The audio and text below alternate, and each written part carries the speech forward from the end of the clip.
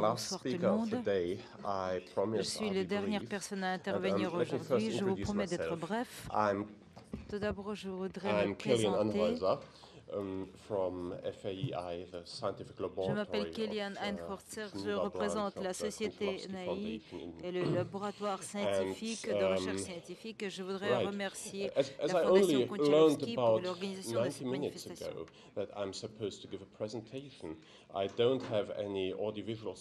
Ce n'est qu'il y a 1 heure et demie que j'ai appris que je devais faire une présentation. Je n'ai aucune présentation, donc je n'ai pas d'exposé. Je vais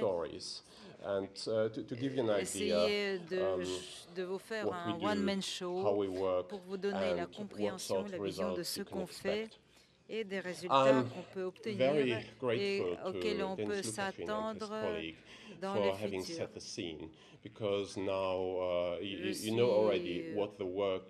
très content parce que le terrain est préparé déjà pour moi, pour mes collègues, parce que maintenant on sait déjà en quoi consiste le travail d'un laboratoire scientifique. Quand je viens chez des gens, on me demande comment vous gagnez votre vie. Et je réponds, moi j'ai une formation chimique, je travaille dans un laboratoire de recherche qui procède à l'analyse technologique des œuvres d'art et de la peinture.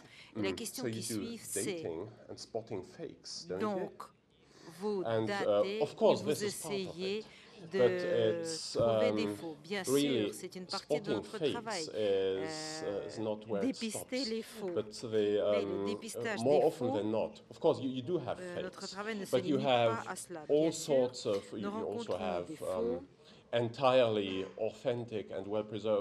mais à part cela, souvent nous rencontrons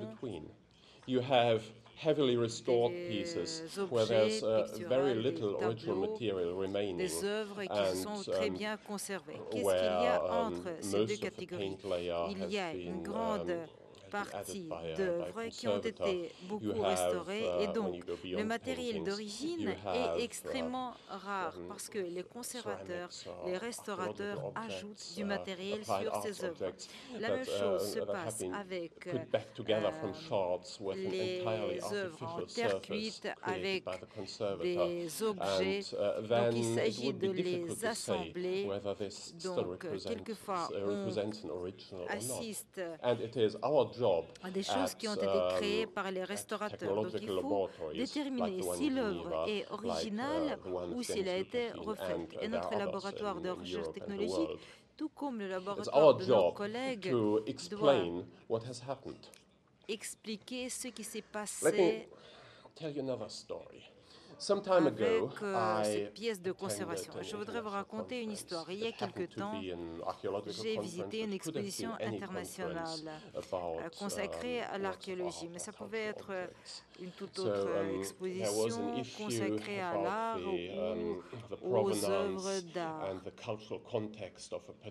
Et la question qui était abordée, c'était le contexte culturel d'une œuvre concrète. Et les experts ne pouvaient pas trouver un terrain d'entente. Et les archéologues ont proposé pourquoi ne pas remettre ces œuvres aux scientifiques qui lui feront passer à travers toutes leurs machines, tous leurs détecteurs, et nous donnerons les résultats qui dira tout sur cette œuvre. C'est une erreur très répandue parce que notre travail ne se fait pas de cette façon. Quelquefois, vous pouvez dire tout de suite que c'est un faux, du début jusqu'à la fin. C'est une œuvre tout à fait contemporaine, alors qu'il doit appartenir au 18e, au 19e, au début du 20e siècle. The result of our Mais work, le plus the souvent, technological analysis, is rather about le résultat de notre travail, providing de notre elements recherche that are then technologique, discussed with c'est art historians and conservators who have an important contribution to make, especially when it comes l'obtention to des éléments d'information qui ensuite conservation sont history of a discutés piece. par les Because critiques, par les conservateurs, until quand very ils recently, décident de la question de la restauration very d'une little œuvre. conservation work has Jusqu'à been présent, documented.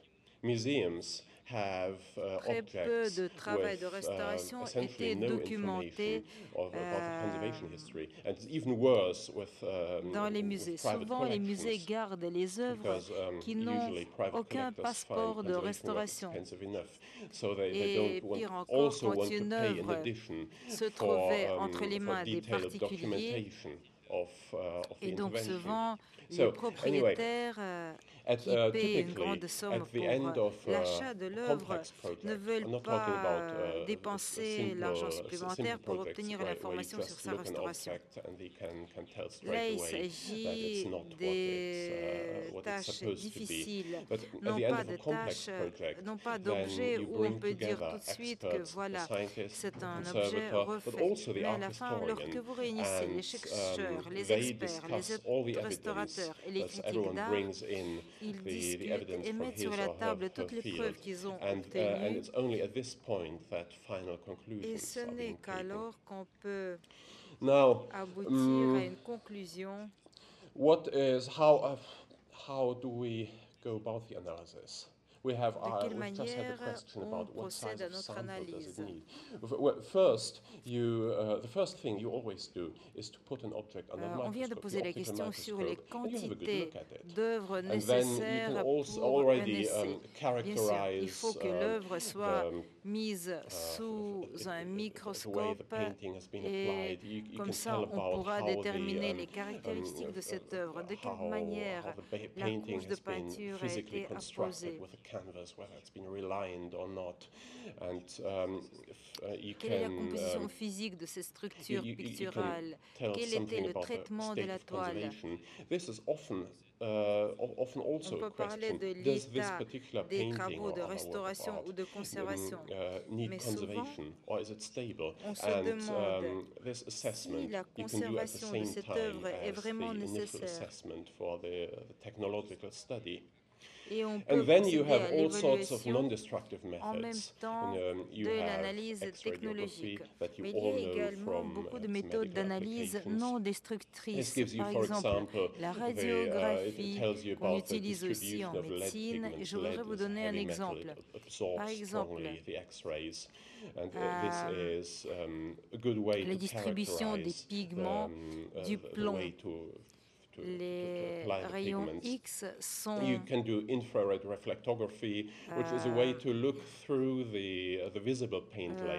dans les rayons, dans le pigment de plomb et peuvent donner beaucoup d'informations.